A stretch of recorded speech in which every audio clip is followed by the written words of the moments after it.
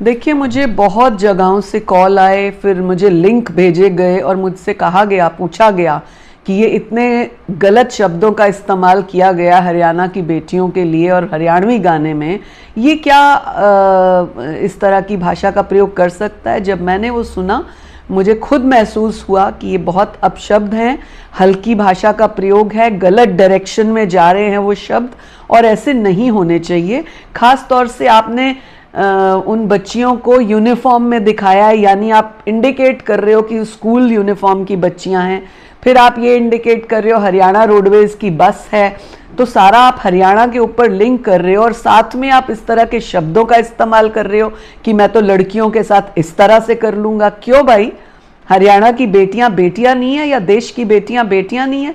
भले ही आप कितने बड़े बड़े रैप बनाने वाले हो, लेकिन आपको बेटियों को या उनकी तरफ इस तरह से इंडिकेट और ऐसे इशारे करने का किसने जो है इजाज़त दी?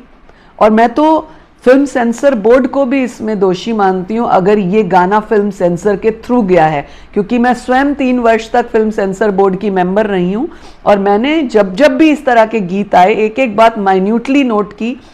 कई बार ऐसा हुआ कि कई शब्द बहुत आपत्तिजनक थे, वो बेटियों के ऊपर गलत दिशा में जाते थे, हमने उनको रोका, उनके ऊपर ऑब्जेक्शन लगाया, उनको दोबारा से वो कटिंग एडिट करके लाने को कहा। परंतु ये कौन ऐसे लोग थे जिन्होंने इसको नोटिस नहीं किया?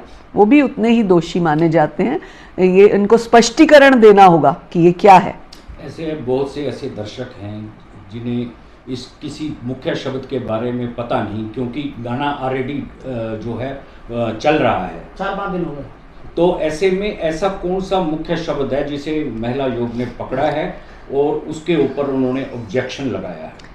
देखिए, आप किसी की शादी में घोड़े पे आते हैं, घोड़ी पे आते हैं, उसका मायने अलग होता है, और आप किसी को इस तरह से बनाते हैं उसका मायने अलग होता है। तो दोनों शब्दों में डिफरेंस है। आप क्या कहना चाह रहे हैं, क्या बताना चाह रहे हैं कि आप लड़कियों के साथ क्या करना चाहते हैं? ये अपमानजनक है। हमें महिला आयोग इसके लिए बहुत आघात है, सख्त कार्रवाई करेगा। हमने सुमोटो ले लिया, अब हम सम्मन करेंगे। बादशाह को स्पष्टीकरण देना होगा, उससे बेटियों से माफ़ी मांगनी होगी कि ये क्या शब्दों का इस्तेमाल और क्यों किया। अगर स्पष्टीकरण सेटिस्फाइड तरीके से नहीं मिला तो क्या इसके ऊपर महिला आयोग? देखिए, ये गाना तो रुकना चाहिए कम से कम तब तक जब तक ये शब्द नहीं हटे। महिला आयोग शब्द तो हटाएगा। पहले भी एक गाना गाया था, उसमें भी बहुत आपत्तिजनक शब्द थे महादेव के लिए, और एक और शब्द था जिसको कहा भी नहीं जा सकता। बहुत से लोग जी जी बिल्कुल, बहुत से लोग ऐसे शब्दों का इस्तेमाल करते हैं जो आपत्तिजनक होता है, पर जहाँ तक हमारी बात है महिला आयोग इसको बर्दाश्त नहीं करेगा। जब जब जहाँ जहाँ हमें इस तरह के शब्द दिखेंगे, एक बीच में पहले भी आया था जज नू गोली मारा, ये करा बंदूक नाल, क्या आप इंडियन कल्चर को, इंडियन रिस्पेक्ट को, इंडियन भाषा को क्या कहाँ कैसे दिखाना चाह रहे हो, क्या शो करना चाह रहे हो? अपनी पॉपुलैरिटी के लिए आप इस तरह से देश को, बेटियों को झुकाओगे, मुझे लगता है कि ये अच्छी बात नहीं है।